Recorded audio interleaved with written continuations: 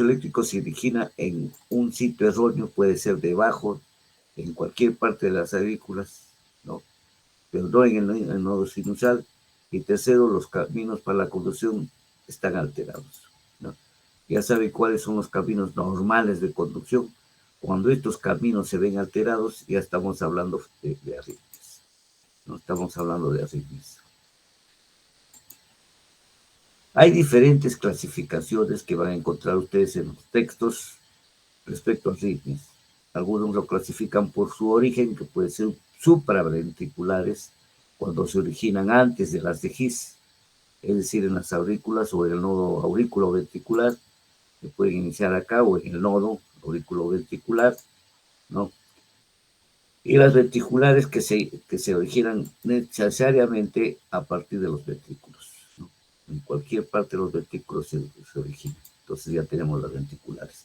Y por su frecuencia cardíaca pueden ser rápidas, se llaman taquicardias, frecuencia superior a 100 latidos por minuto, y lentas o bradicardias, cuya frecuencia es debajo de 50 latidos por minuto.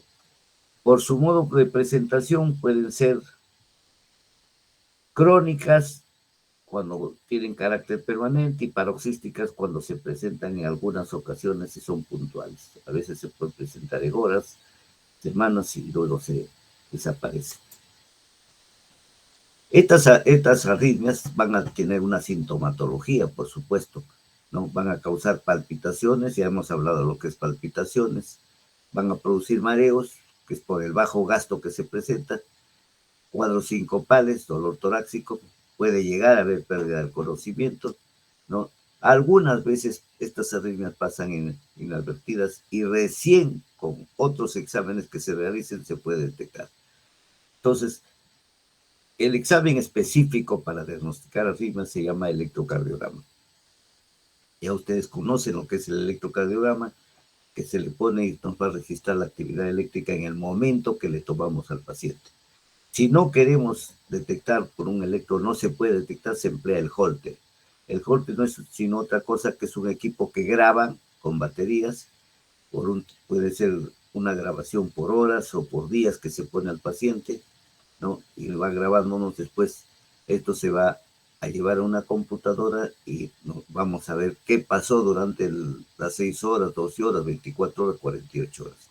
Así también hay Holter implantables. Los Holter implantables ya no se usan para 24 o 48 horas, sino se utilizan para detectar arritmias que se pueden presentar cada 3 días, cada 4 días, cada 5 días.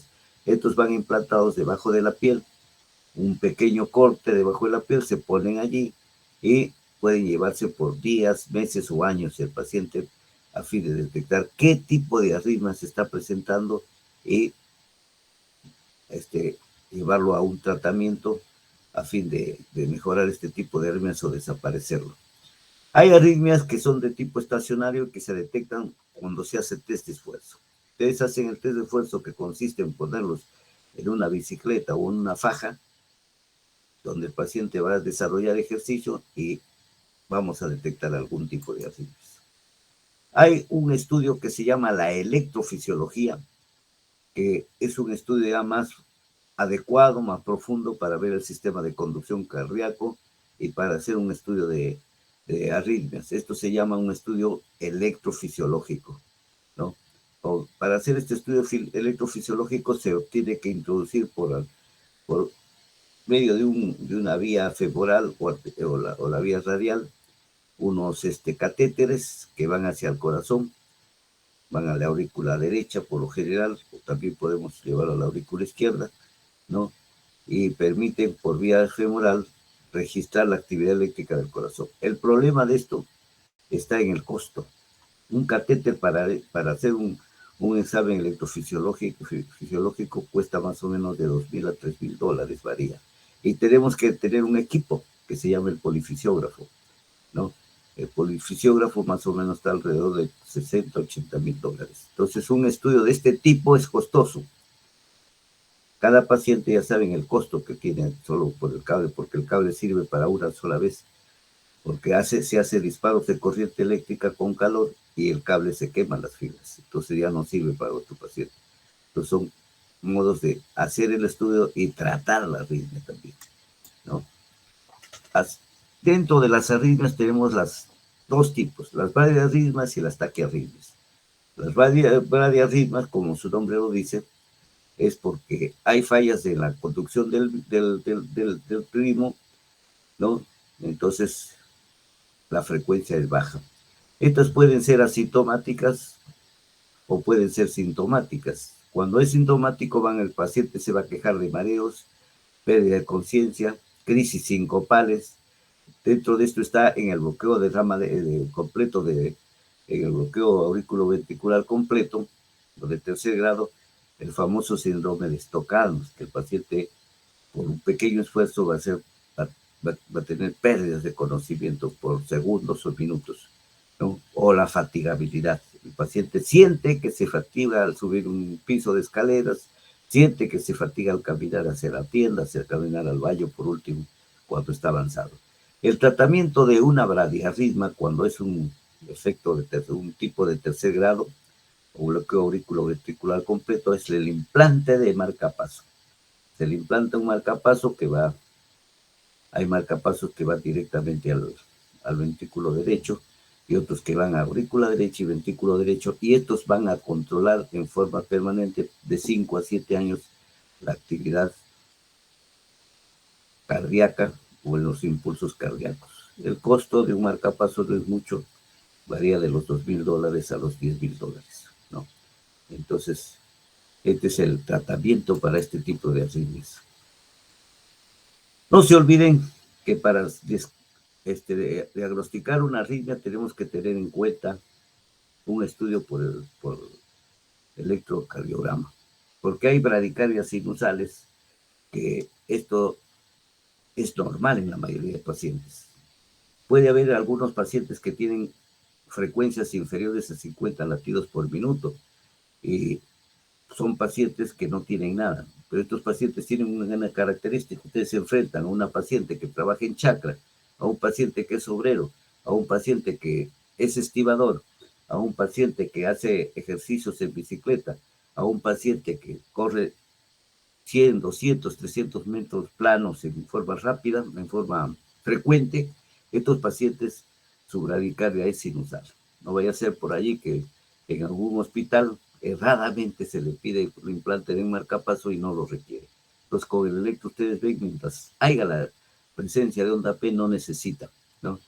Pero en pacientes cardiópatas sí lo necesitan. En pacientes deportistas y en pacientes que hacen actividades intensas no lo necesitan, ¿no? Entonces, la bradicardia sinusal no necesita nada, ¿no? Cuando ya hay un problema patológico, estamos hablando de una enfermedad del nodo sinusal o bloqueos sinoauriculares. En este caso sí lo necesitan, ¿no? Porque es producido este problema de mal impulso eléctrico, se puede ver a que no hay una buena transmisión del nodo sinusal a las aurículas, y por lo general esto lo vemos en personas ya de la tercera edad. Muchas veces estamos viendo en la segunda edad por problemas de aterosclerosis, ¿no? Entonces estos pacientes hay que tratarlos con marcapasos, ¿no? Y el otro, los bloqueos auriculoventriculares, ¿ya? Los bloqueos auriculoventriculares, el estímulo no se conduce a las aurículas y a los ventrículos.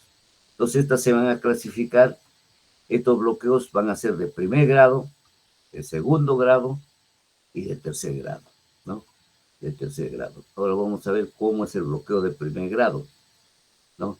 El bloqueo de primer grado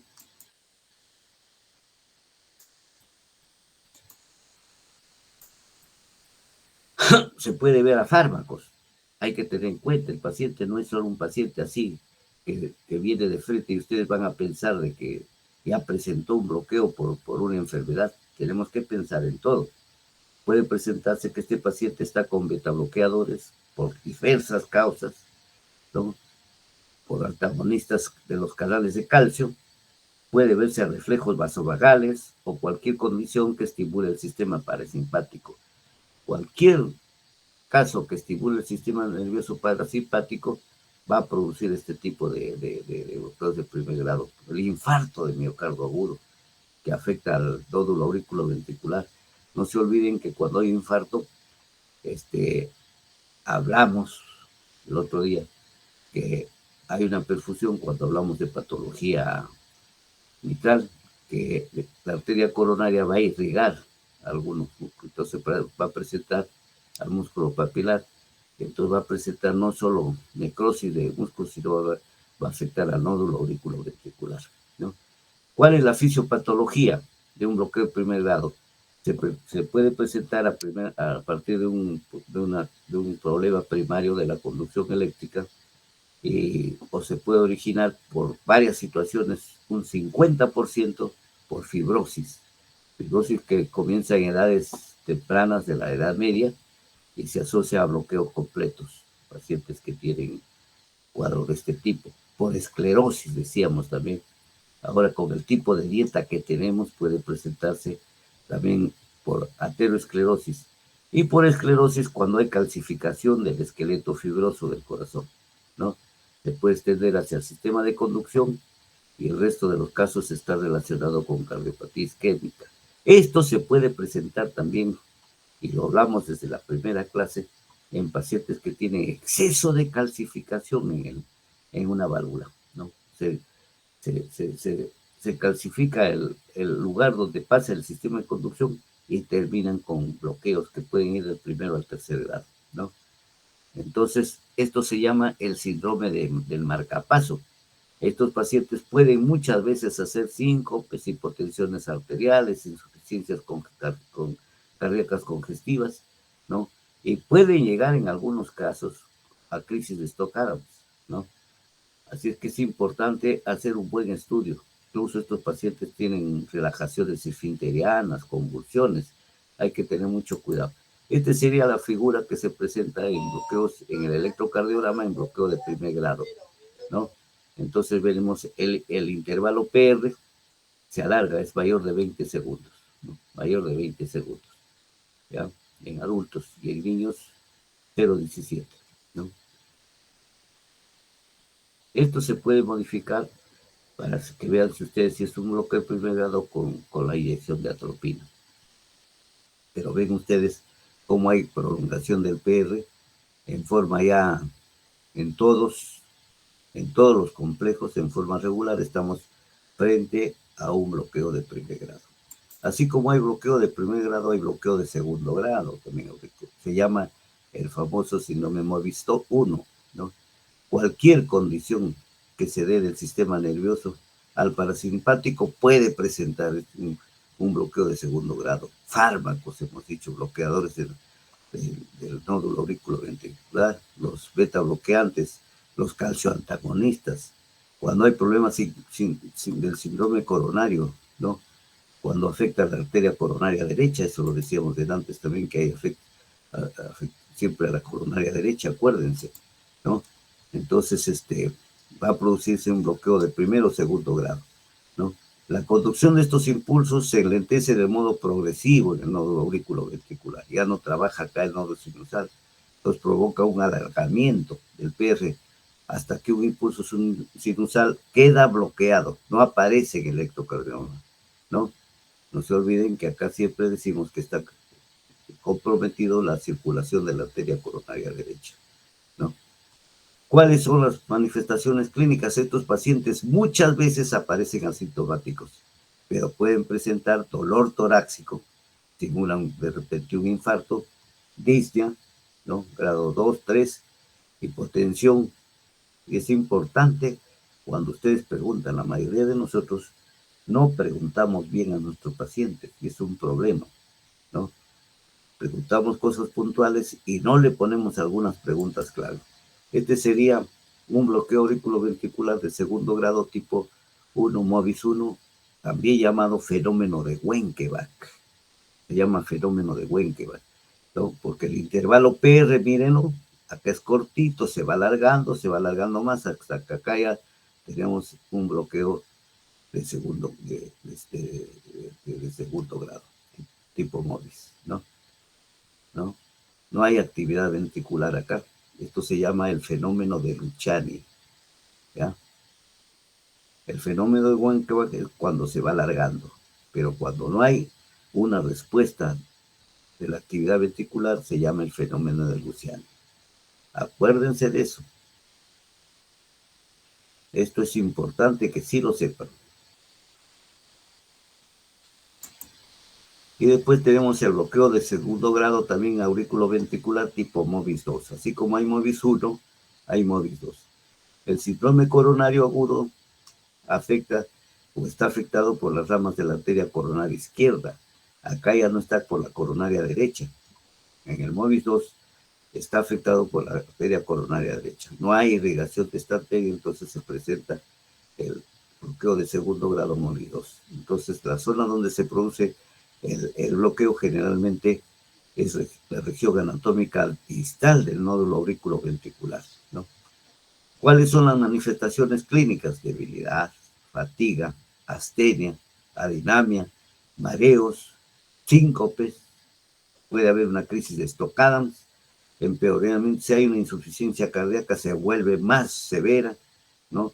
Puede presentar síndromes anginosos, ya saben ustedes lo que es un síndrome anginoso, un dolor precordial, que generalmente si hace esfuerzo se agrava, pues puede ir al infarto, ¿no?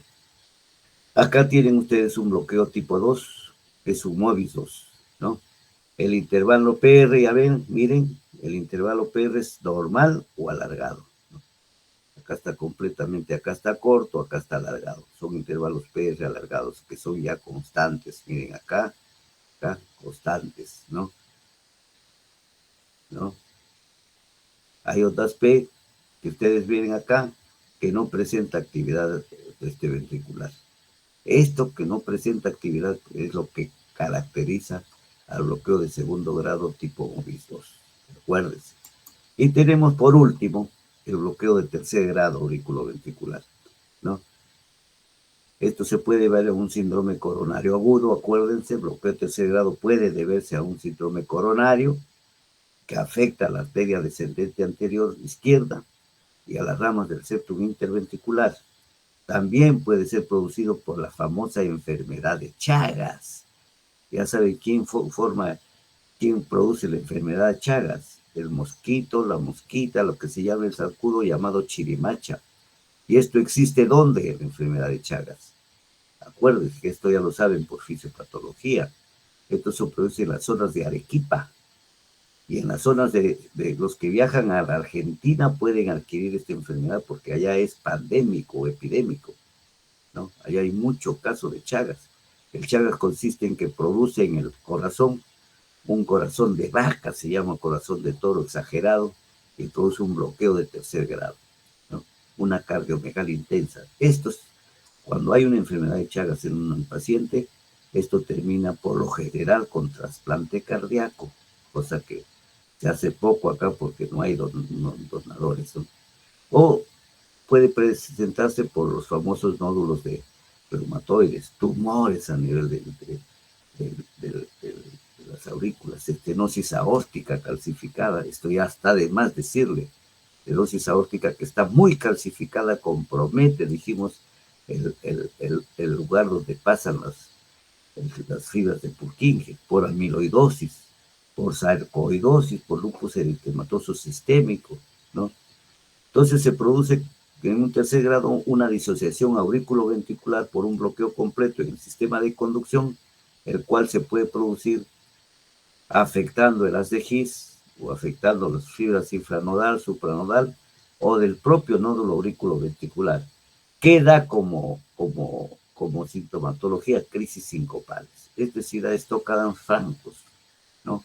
Anginas, puede dar crisis sincopales cada 2, 4 horas, todos los días. Cuadros anginosos, insuficiencia cardíaca congestiva por el bajo gasto, ¿no? Y en el cuello vemos las ondas A en el pulso yugular. Esto es importante porque este bloqueo tienen que aprender a reconocerlo, porque a veces en la casa tenemos nuestros abuelitos, o si tenemos padres de edad, hay que verlo. Ya no lo manden ustedes a comprar el pan. El niño tiene que irse acá, o la niña tiene que irse a sus clases y lo mandan al abuelito a comprar pan, no regresa porque se cayó en la pista, está con su bloqueo de tercer grado y nadie tienen el tensiómetro, tienen el estetoscopio y no le contaron la frecuencia cardíaca. Todos debemos aprender a tomar bien la presión, no esperemos que lo haga la enfermera porque lo hace mal a veces. Frecuencia cardíaca no debe fallar. Con eso ya estamos nosotros diagnosticando, incluso con la presión arterial estamos haciendo varios diagnósticos, ¿no? Es importante esto. Hay también otras arritmias que se llaman las taquiarritmias supraventriculares, ¿no? Aparte de los bloqueos, tenemos las taquiarritmias supraventriculares. En este caso, las frecuencias ya no son bajas, son altas, mayores de 100 latidos por minuto, y estos taquiarritmias se producen por encima de los ventrículos, en las aurículas o en el nodo auriculoventricular, ¿no? Muchas veces por encima de las EGIs. ¿Cuáles son los tipos de arritmias, de taquiarritmias supraventriculares? ¿No? La arritmia sinusal respiratoria, que es de origen fisiológico, ¿no? Un paciente que empieza a correr, pues presenta una taquicardia sinusal respiratoria. Un joven, como la mayoría de ustedes, que están enamorados, ven a la enamoradita por primera vez o lo ven cambiada diferente, se produce una arritmia sinusal respiratoria, ¿no? Esto no hay necesidad de tratarlo, ¿no? Un vaso de agua ya los cura. Y hay la taquicardia sinusal, ¿no? El ritmo cardíaco en este caso es normal, pero la frecuencia cardíaca es mayor de lo habitual. Esto es fisiológica y esto se puede ver también muchas veces por ansiedad, por ejercicio, por anemia, por alcohol. Toman un poquito de alcohol y ya se ponen ustedes furiosos. Insuficiencia cardíaca por la nicotina, ¿no? Esto mayormente hay que corregir el fondo, ¿no? Si fuma tabaco, si toma mucho, hay que corregir estos malos hábitos. Y si es por baja presencia de sangre o de hemoglobina, hay que corregir la anemia. Más o menos así se presenta una taquicardia. Ustedes ven las ondas P en todas las despolarizaciones auriculoventriculares, no falta la P, estamos frente a una taquicardia sinusal. Acá está, ya ven ustedes cómo se despolariza la onda P, en un electrocardiograma normal, cómo se despeja la aurículo ventricular y cómo hay la despolarización a nivel de ventrículos. Así es. Dentro de esto también tenemos que mencionar que hay contracciones auriculares prematuras. Esto debía estar antes, o extrasístoles auriculares, ¿no?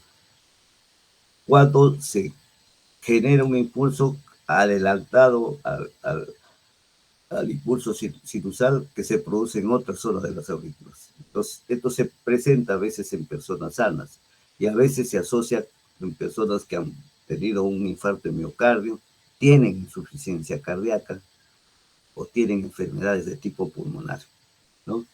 Entonces, estos a veces aparecen en estados emocionales con agitación, en situaciones estresantes, cuando hay fatiga, cuando hay algunos problemas febriles, ¿no? Entonces, las extracistorias pueden ser provocadas también por algunas enfermedades cardíacas o problemas como anemia, hipertiroidismo, hipotiroidismo, algunas deficiencias de electrolitos, sales minerales, hernias, reflujo gastroesofágico, ¿no?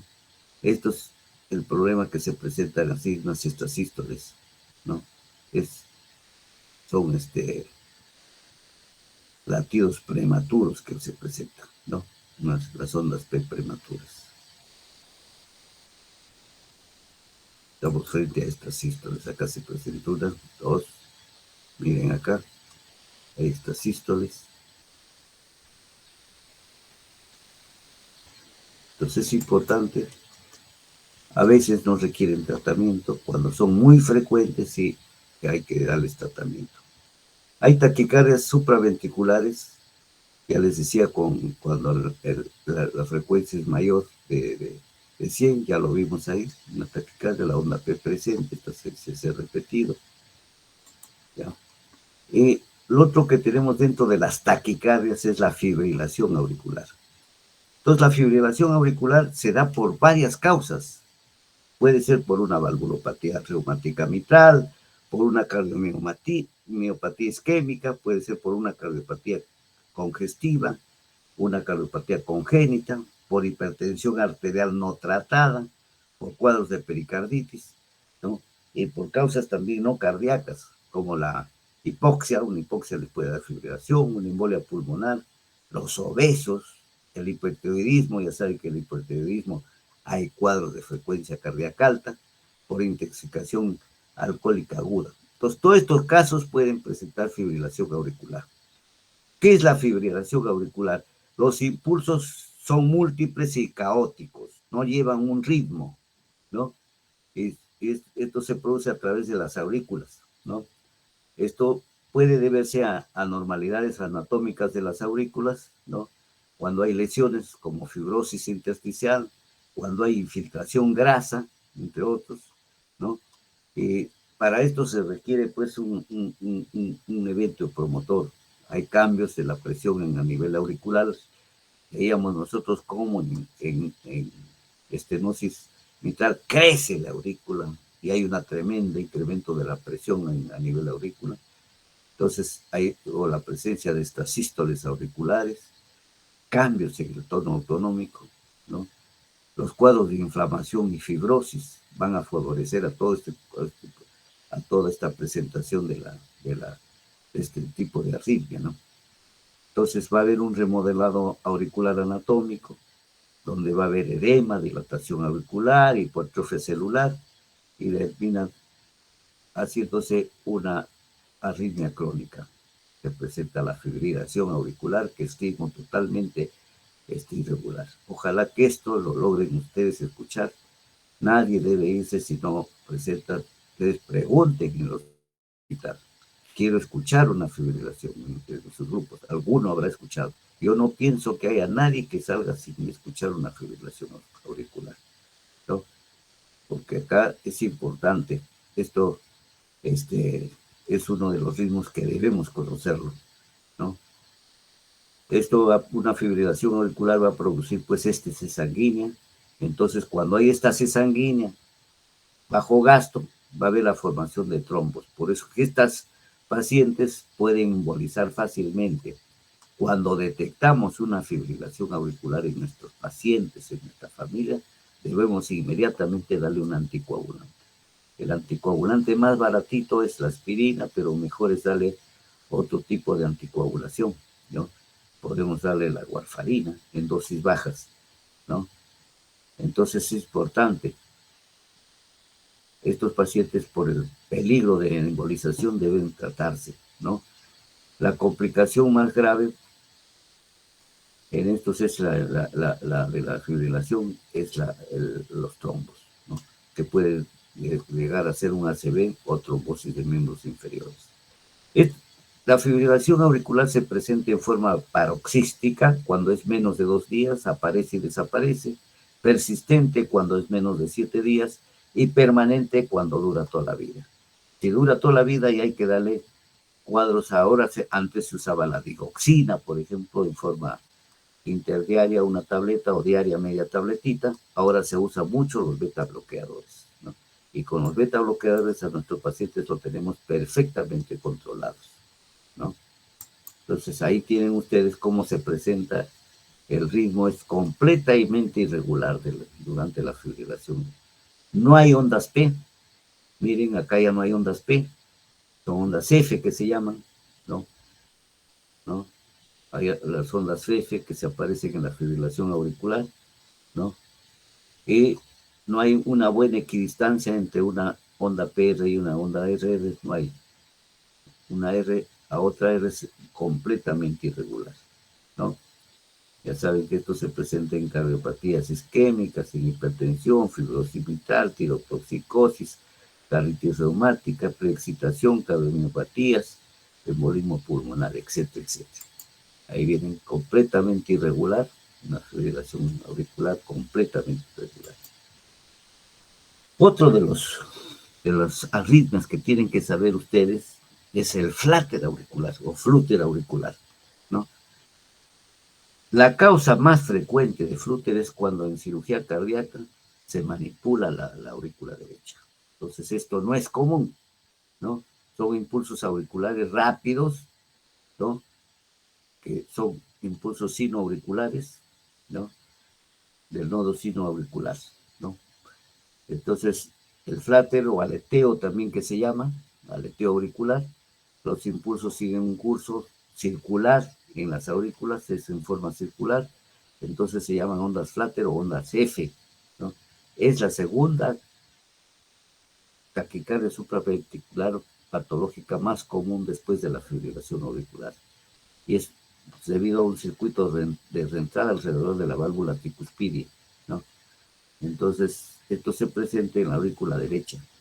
La mayoría de los individuos refieren palpitaciones que a veces es asintomático, ¿no?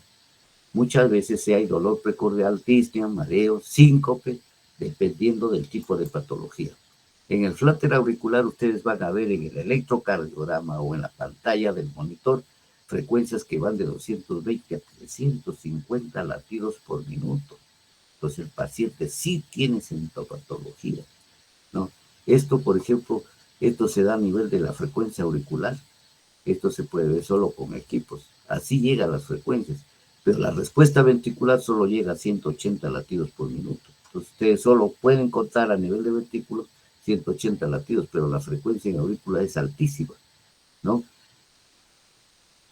El ritmo regular, por lo menos acá ustedes están viendo, el ritmo va a ser regular, no hay un ritmo irregular.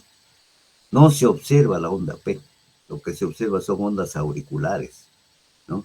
Entonces, estas ondas son las que producen una oscilación continua en la línea de base. Ondas F en dientes de sierra. Ustedes van a ver estas ondas F en dientes de sierra, ¿no? Mientras que en la fibrilación venían unas cuantas ondas, que acá se va a ver más frecuentes. Toditas son en ondas de sierra, miren. Parece un serrucho, ¿no? Miren ustedes, así se va a ver. Ondas en sierra, cuando la frecuencia ya está controlada. Y cuando no está controlada es altísima la taquicardia. Miren, esto se llama ondas en forma de sierra, ¿no? Esto es inconfundible, ¿ya? Inconfundible.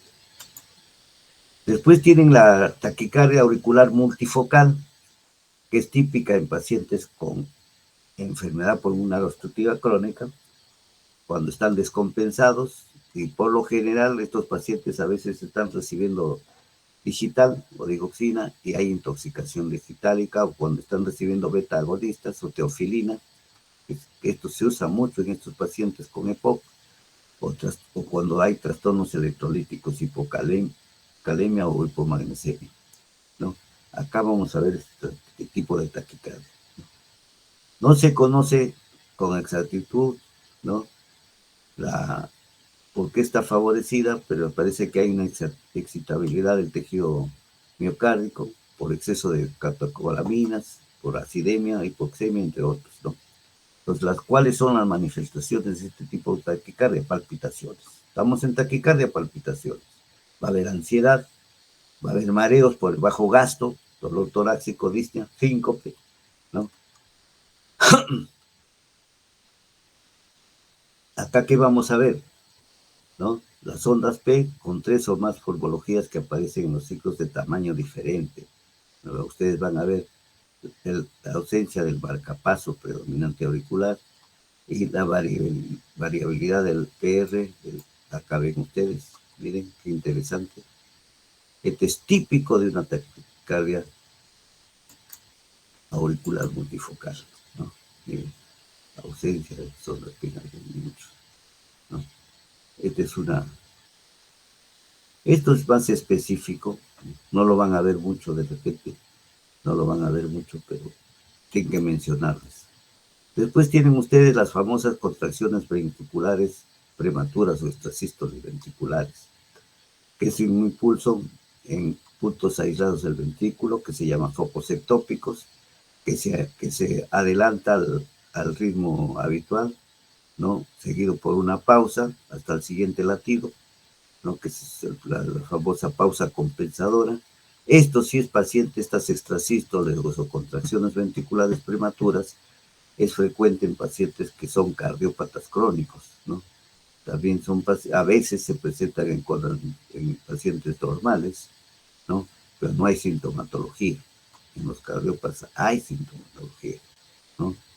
Entonces, es un latido cardíaco seguido de un latido fuerte, un débil y un fuerte, ¿no? No producen sintomatología la mayoría, y no se asocia, se descubre por lo general con el electrocardiograma o a veces producen molestias este tipo de latidos, a veces. ¿Cómo se tratan? Con beta bloqueadores.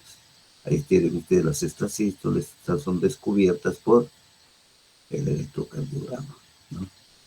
Pocas veces el paciente les va a referir que tiene latidos, pocas veces. Pero el electrocardiograma sí ya les muestra las extrasístoles, ¿no? Pues hay taquicardias supraventriculares paroxísticas, que es producida por un mecanismo de entrada, ¿no? Dependiente de una conducción doble del nódulo auriculoventricular. Tiene como manifestaciones crisis sincopales, disnea, mareo, fatiga, dolor torácico y palpitaciones, por supuesto, por ser taquicardia en el 98% de los casos. Tiene inicio brusco y desaparición brusca, ¿no? Acá a veces da buenos resultados hacer la maniobra de Valsalva, ¿no? Pero para hacer una maniobra de Valsalva tenemos que tener presente que el paciente no sea un cardiópata, pues, si no lo estamos llevando a otro lado, ¿no? Entonces, por los pacientes deben tener en cuenta que no haya trastornos psiquiátricos, como estos pacientes tienen trastornos de pánico, ¿no? En el electro vamos a ver un ritmo regular, ¿no? Un complejo QRS estrecho, frecuencias cardíacas altas, ¿no? Y no hay ondas P, ¿no? Las ondas P van a quedar englobadas en el complejo QRS, miren, ¿no? Esto lo van a ver poco también, les menciono nomás para que tengan una taquicardia supraventricular paroxística, ¿no? Desaparecen las ondas P, quedan englobadas en las ondas QRS. Tienen la taquicardia auricular ectópica, ¿no? Que se presenta en cardiopatías de tipo estructural, intoxicación digitálica, por cuando hay trastornos de electrolitos, específicamente cuando hay hipocalcemia. Se trata de 3 o más impulsos auriculares que se originan en sitios distantes al nódulo sinusal. Entonces, lo que implica que la onda P tiene diferente morfología, ¿no? Diferente. ¿Cuáles las manifestaciones? Palpitaciones, disnea, mareo, síncope, dolor torácico. Se distinguen en taquicardia auricular dos formas de enfermedad. La que es repetitiva, que es sintomatología leve y derivada de miocardiopatía dilatada, ¿no? Se consigue el tratamiento por medios farmacológicos, y la incesante, que puede provocar insuficiencia cardíaca, ¿no? Con miocardiopatía dilatada y presenta mala respuesta al tratamiento farmacológico, ¿no? Acá vamos a ver que hay una onda P positiva en ABL que indica foco en la aurícula derecha, ¿no? En cambio, la P es negativa en D1 y positiva en B1, ¿no? Entonces acá está prediciendo que hay un foco auricular izquierdo, ¿no? Acá vamos a ver, los latidos son de 100 a 120 latidos por minuto. Miren ustedes las imágenes. Acá lo que quiero que vean que es la imagen en espejo, en este tipo de taquicardia ectópica, ¿no? Imágenes en espejo. ¿Qué quiere decir? Que acá ven solo presencia de imágenes ondas R y acaba en ondas S. Acaba en ondas R y acaba en ondas S. Esas imágenes en espejo, unas están hacia arriba y otras están hacia abajo, ¿no? Es importantísimo esas imágenes, ¿no? Después tenemos la taquicardia de la unión, que se da por intoxicación digitálica, por infarto de miocardio, miocarditis, y puede ser muchas veces en postoperatorio de cirugía cardíaca. El marcapaso es normal, se desplaza del nódulo sinusal al nódulo auriculoventricular, entonces la conducción del impulso es normal a lo largo del tejido auricular, ¿no? ¿Y cuáles las manifestaciones? Va a haber palpitaciones, disnea, dolor torácico, ¿no? ¿Qué va a haber? Disociación auriculoventricular en el electrocardiograma. Un complejo QRS estrecho y una onda P ausente, ¿no? Acá vamos a ver la imagen, ¿no? Disociación auriculoventricular. Un complejo QRS muy estrecho, ¿no? Y no hay onda P. Ustedes ven acá, hay onda T, pero no hay onda P. Y los complejos son muy, muy estrechos. Después, lo que van a ver, no lo van a ver. Algunos lo verán, porque esto se da por lo general cuando un paciente está hospitalizado y está grave, la fibrilación ventricular, ¿no? Esto se da en casos de repercusión, cuando el paciente se electrocuta, cuando hay hipoxia, cuando hay prolongación del intervalo PR, ¿no? Hay prolongación del periodo de refracción, trastornos electrolíticos, desequilibrios ácido-básicos, síndrome coronario agudo, taquicardia ventricular, que va a progresar de estable a inestable. Por lo general, esto lo van a ver en pacientes graves, ¿no? Que están al borde del colapso, ¿no? Hay un patrón sincrónico caótico de polarización y repolarización. Esto, mientras se presenta así, despolarización, repolarización, el gasto va a estar a veces muy bajo en cero. Tiene que ser manejado por una unidad de cuidados intensivos, ¿no? Entonces se debe a la existencia de bandas de necrosis miocárdica. Miren a lo que va. Es un paciente que está al final de la vida, ¿no? Entonces, al haber necrosis no hay contacto en la conducción cardíaca, ¿no? Este es un mecanismo de la muerte cardíaca repentina. Por eso les digo, no lo van a ver. Pocos lo vemos en unidades intensivas. Lo que hay que mencionarles, ¿no? Aparece dentro de las primeras 48 horas del infarto de miocardio y se asocia por lo general a mayor mortalidad. Cuando un paciente presenta fibrilación, es un paciente a veces que se nos va. Presenta arritmia, apnea, muerte súbita y desaparición del pulso, ¿no? No se reconocen acá las ondas P, no hay complejos QRS ni T. Acuérdense, producen ondulaciones en la frecuencia de 150 a 500 latidos por minuto. Miren, es completamente caótico este electrocardiograma. Y así lo van a ver ustedes en las pantallas de los monitores. Completamente caótico, fibrilación ventricular.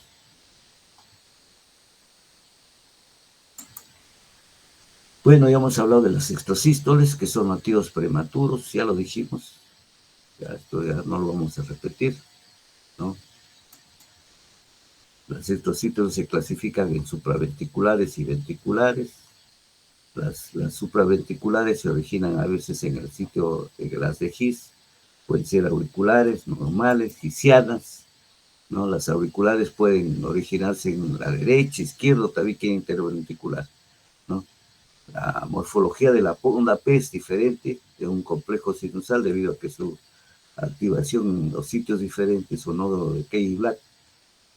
Entonces, esto es la diferencia. ¿Cómo se identifican si es de origen si es de origen auricular? Vamos al trazado electrocardiográfico, a D1 del trazado electrocardiográfico y examinamos la onda P.